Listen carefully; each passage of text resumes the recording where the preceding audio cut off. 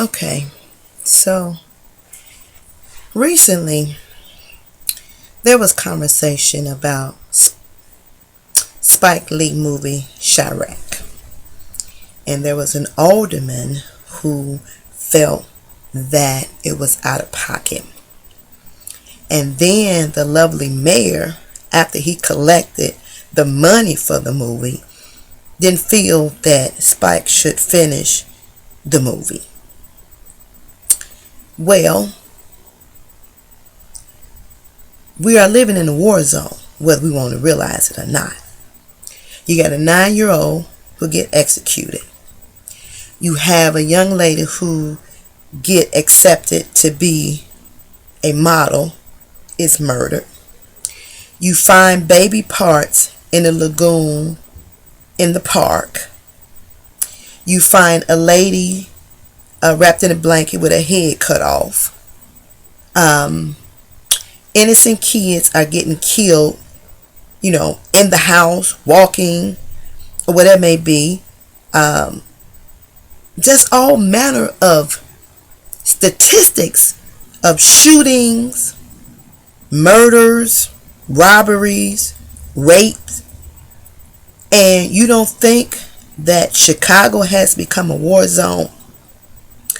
And not just a war zone by physically, with the actual action of killing and stealing, but a war zone when it comes down to your political figures doing what they need to do. Now, you don't want to be called Chiraq, but the alderman made a big stink about it and upset.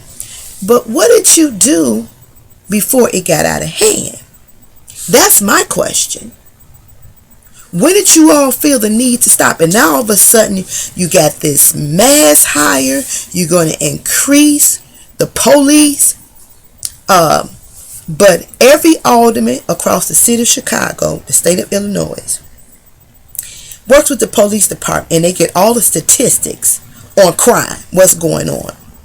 So you wait till it gets out of control before you do something about it. Something is wrong with this picture. You sit and collect a check faithfully.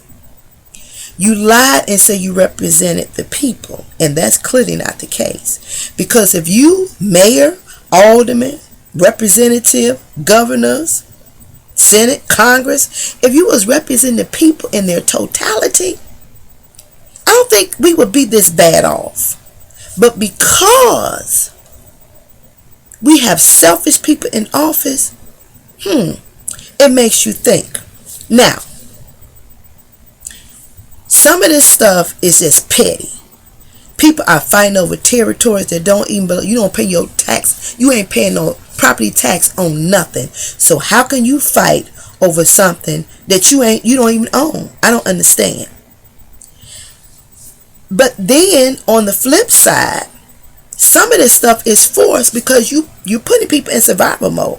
You're raising property taxes. You raise water bill. You don't want to increase minimum wage. But you hire these people and you stand on TV and you say the city of Chicago, state of Illinois is broke. You put the lottery on hold. But you hire people that steal millions of dollars. That don't make sense to me. It doesn't. So you mad at Spike Lee for creating the awareness? Well, hell, the actions of the act is what create the awareness. That's what happens. You got dead bodies everywhere, and you don't think this is a war zone? Then y'all walked around with blindness on. Because you're not fooling me, and I'm sure everybody that watched the news at 5, 6, 7, and whatever time, social media, you see all this bad stuff. It's more crime going on than you see positive stuff. And Chicago is becoming a place that you don't want to live. And that's ridiculous. We can't afford to stay here by all the increases. And you can't afford to stay here for all the killings. So what do you call it? It's not a peace corner. Hell, they killing folks every day. Every time you turn on TV, somebody dying. You take a breath in and blow out, dead. Somebody's dead. So what do you call it? So why are you upset with the man? Hell, he telling the story. He telling the truth. Only people, when people get mad, when you hit a nerve. And he didn't hit a nerve. That's what that's about. Point blank period. How about that?